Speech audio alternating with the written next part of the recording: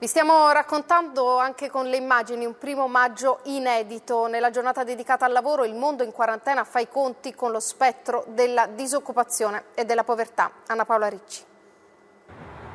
Un primo maggio sospeso nelle città svuotate dalla pandemia. Una festa del lavoro inedita in un mondo bloccato in cui avanzano paure e povertà per l'emergenza coronavirus. Solo negli Stati Uniti oltre 30 milioni le richieste di sussidi di disoccupazione. Cassa integrazione per più di 10 milioni di tedeschi, il triplo rispetto alla grave crisi del 2009. Un primo maggio di incertezze.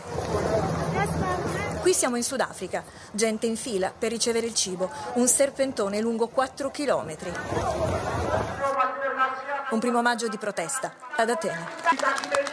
In piazza Sintagma si sfida il divieto delle autorità manifestando con le mascherine e distanze sicure. Come questa notte a Tel Aviv.